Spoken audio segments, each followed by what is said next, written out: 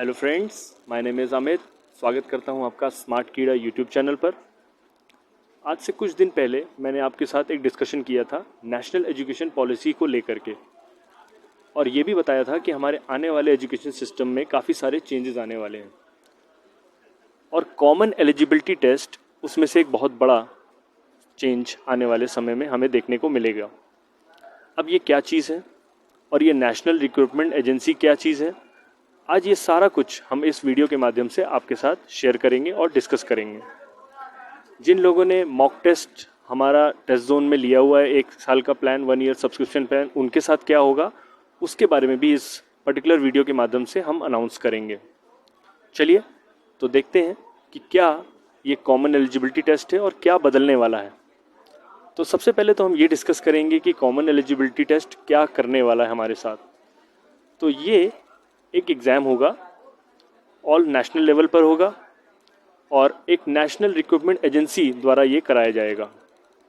3 levels होंगे इसके, class 10th, class 12th और ग्रेजुएट लेवल। मैंने यहाँ लिखा है, आप पढ़ सकते हो, 10th, 12th and graduate level पर। और जितनी भी नॉन टेक्निकल पोस्ट है ये उनके लिए वैलिड होगा, यानी एक ऐसा एग्ज़ाम जो 3 लेवल्स पर होगा अब आने वाले समय में। अगर आप एसएससी की तैयारी कर रहे हैं, अब आप आरआरबी की तैयारी कर रहे हैं या बैंकिंग एग्ज़ाम की तैयारी कर रहे हैं, आपको प्री एग्ज़ाम नहीं देना होगा। यानी कि ये जो कॉमन एलिजिबिलिटी टेस्ट है इन तीनों के लिए टायर 1 एग्ज़ाम का काम करेगा। ठीक है, इसके जो स्कोर्स हैं, मैंने यहाँ पॉइंट लिखा हुआ है, वो लगभग 3 साल के लिए वैलिड रहेंगे और जितने भी नंबर ऑफ अटैम्प्ट्स आप देना चाहें आप दे सकते हैं। यानी कि इस पर्टिकुलर साल में आपने 2 बार एग्ज़ाम दिया और आपका स्कोर कुछ खास नहीं आया, सेकंड बेस्ट आया, तो आप फिर से अटैम्प्ट कर सकते हैं और अच्छा स्कोर लाने की कोशिश कर सकते हैं। और इन पर्टिकुलर 3 साल में जो भी बेस्ट आपका स्कोर रहा होगा उसी को बेस्ट स्कोर हम मान करके आगे अप्लाई करेंगे मेंस एग्ज़ाम्स के लिए या अदर फर्दर एग्ज़ाम्स के लिए। ठीक है, साल में 2 बार होगा, ये तो मैंने बता दिया आपको। और एक बहुत ही अच्छी बात ये है कि ये आप ही के डिस्ट्रिक्ट में होगा, यानी कि अब एग्ज़ाम के लिए आपको दूसरे डिस्ट्रिक्ट्स में नहीं जाना होगा। किसी भी गवर्नमेंट एग्ज़ाम के लिए अगर आप अप्लाई करते हैं प्रीलिम्स के लिए, तो अब आपको अपना शहर छोड़ के जाने की आवश्यकता नहीं है, यानी कि आप ही के डिस्ट्रिक्ट में एग्ज़ाम सेंटर होगा। इससे आपका टाइम और पैसा दोनों बचेगा। ठीक है, लास्ट पॉइंट मैंने यहाँ लिखा हुआ है that it is a tentative board. NRA जो होगा एक नेशनल रिक्रूटमेंट एजेंसी होगी जो कि एसएससी, आरआरबी और आईबीपीएस के उसमें मेंबर्स होंगे और वो मिला करके एक नया एग्ज़ाम बनाएंगे जिसको हम कॉमन एलिजिबिलिटी टेस्ट कहेंगे। आई होप ये सारी चीज़ें आपको क्लियर हो गई हों। ये सारी चीज़ें अब बदलेंगी। ठीक है, नेक्स्ट हम डिस्कस करेंगे कि क्या है ये एनआरए और क्या है ये सीईटी। मैंने पहला पॉइंट यहाँ लिखा है कि अब आपको कोई भी एग्ज़ाम मल्टीपली नहीं देना है, यानी आपको अलग से एसएससी के प्रीलिम्स के लिए अप्लाई नहीं करना है, आपको आईबीपीएस पीओ के लिए अलग से अप्लाई नहीं करना है। यानी जितने भी पब्लिक सेक्टर के अंडरटेकिंग्स, जो बैंक्स हैं, अंडरटेकिंग्स हैं, गवर्नमेंट के जो भी सीड लेवल वाले जो पोस्ट होंगे, उन सब के लिए आपको एक ही एग्ज़ाम अब देना है। आपको मल्टीपल एग्ज़ाम्स के लिए अब नहीं अपीयर होना है। इससे आपके जो फॉर्म्स हैं जो आप भरते हो, हर जगह आपका पैसा जाता है, वो सब अब नहीं होगा। ठीक है, एक एग्ज़ाम आप दोगे और उसी के थ्रू आपका सिलेक्शन होगा।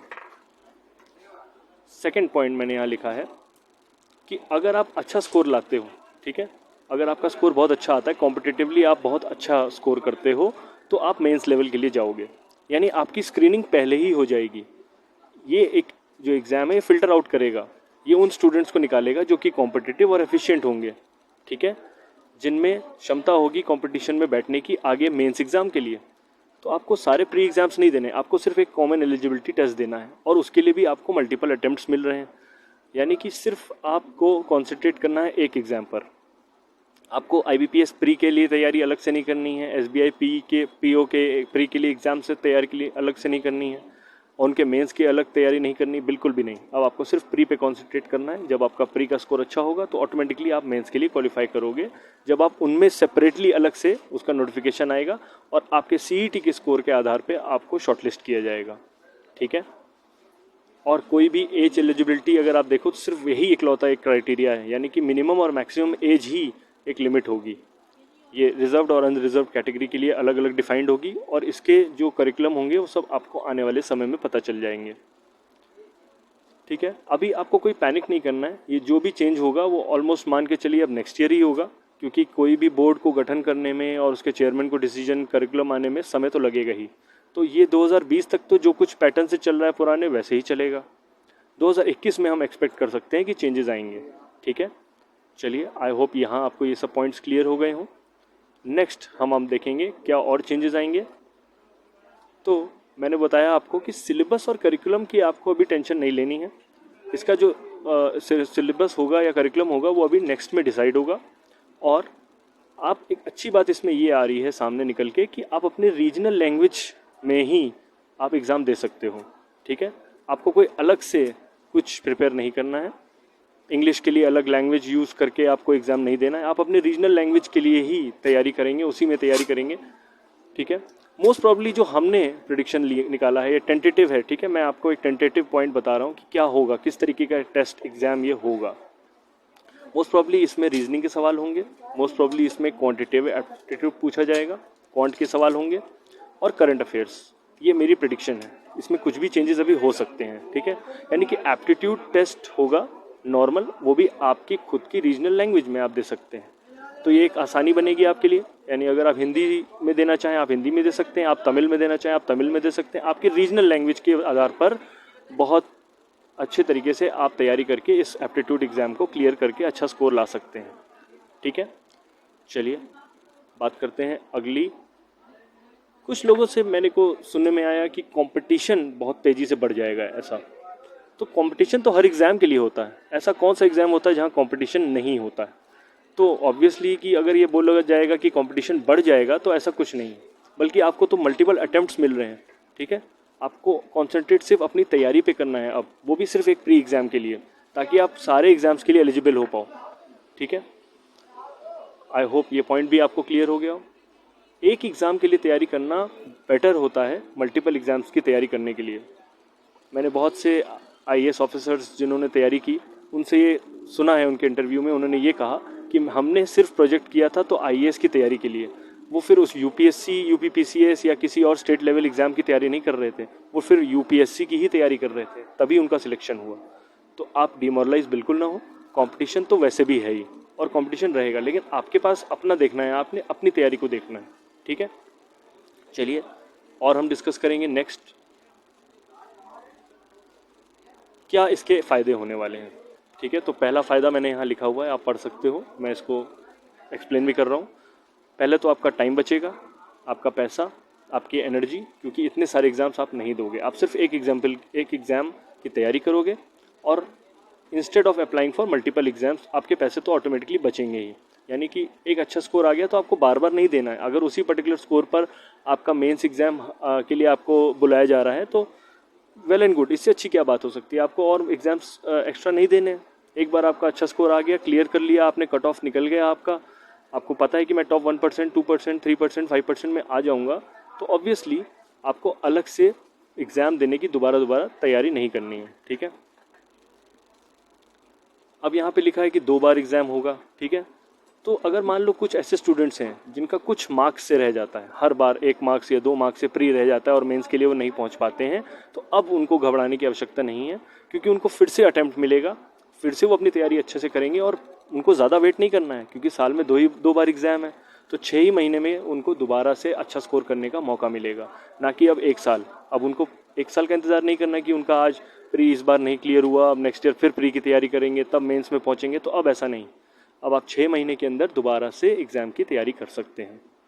तीसरा पॉइंट मैंने यहाँ क्या लिखा है, candidate will get time to prepare for mains level exam. Obviously जब आपका प्री क्लियर हो चुका होगा तो आप माइंड से फ्री हो, अब आपको सिर्फ मेंस लेवल की तैयारी करनी है।